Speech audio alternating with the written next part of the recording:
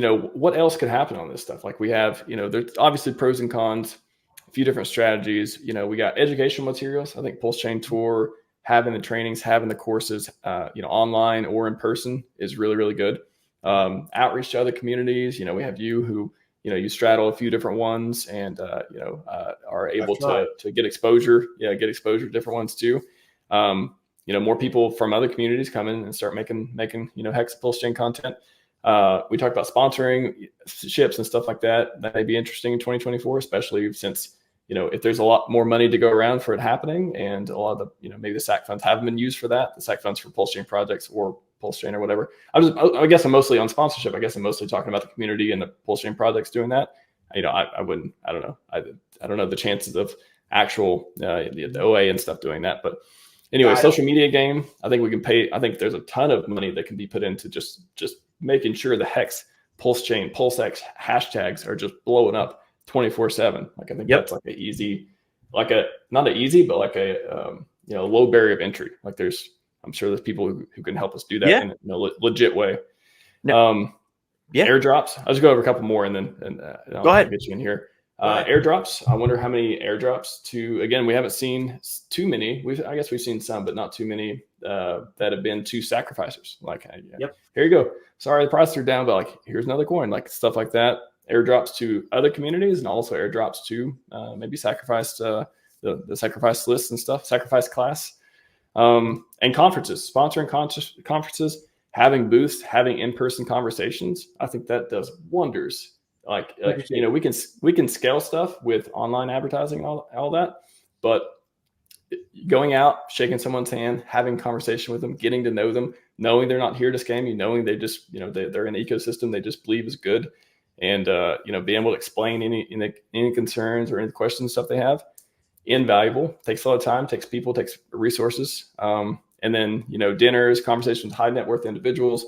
I know Funding Jim and others have been, kind of doing that too. The red pill, the DCC, the red pill, a lot of the people that he interacts with. That's just a few, but what do you got on that? And then we'll wrap up as far as just like, what do you think is going to be effective for the teams could do who have money looking to spend it? I think that there should be if you want to talk about, obviously not you, I'm speaking rhetorically, but if you really want to talk about decentralization, you really want to create a decentralized governance paradigm in this ecosystem, it would be logical to create a type of treasury DAO. A lot of layer ones that I've seen have it, where usually it's a centralized entity that provides grant programs and incentivization measures for people to come onto the chain.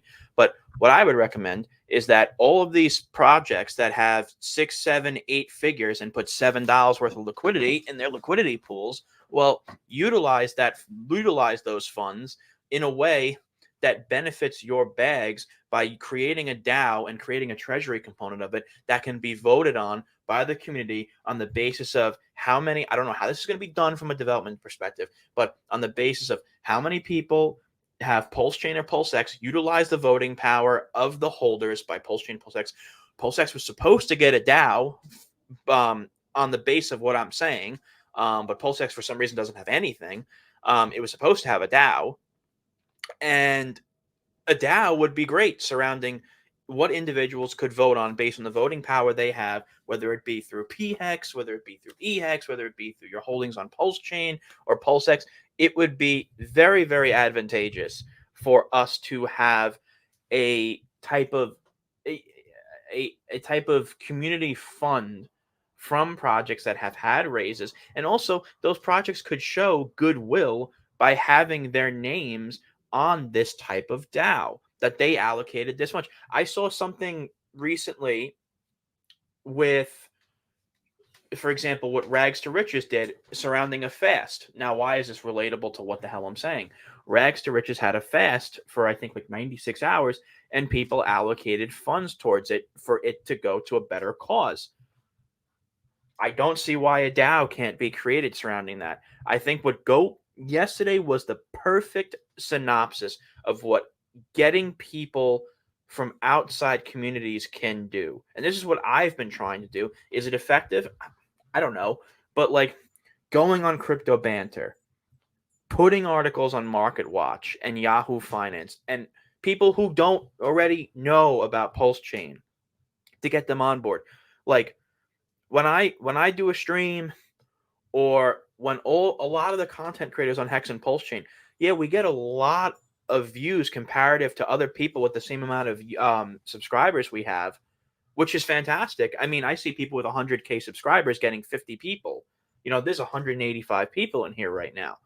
But when those 180 people are the same people consistently, and this is from my channel too, like the same people I see over and over and over again, it's it conveys a question on, am I just speaking in the same room? And even if I scream, the room next to me is not going to hear me.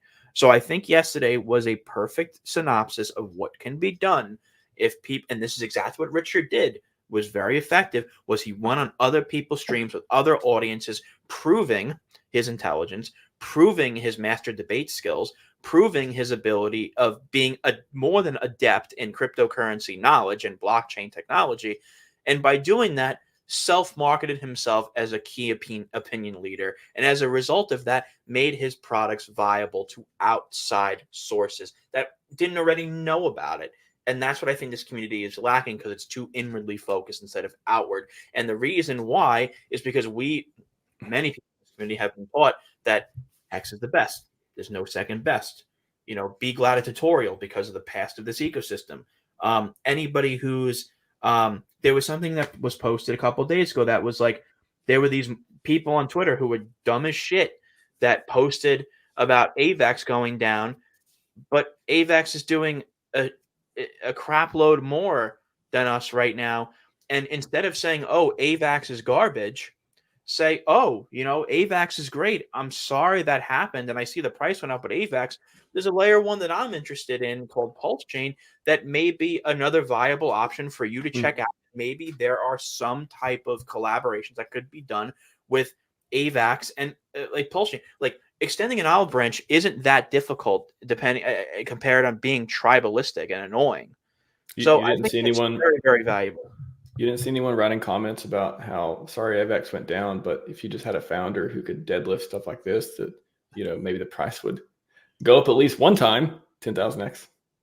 Honestly, man, and that's the thing. Like what he did. Look at this guy. What he did. The best part of what he did was he was able to debate in an inquisitive yet outrageous way.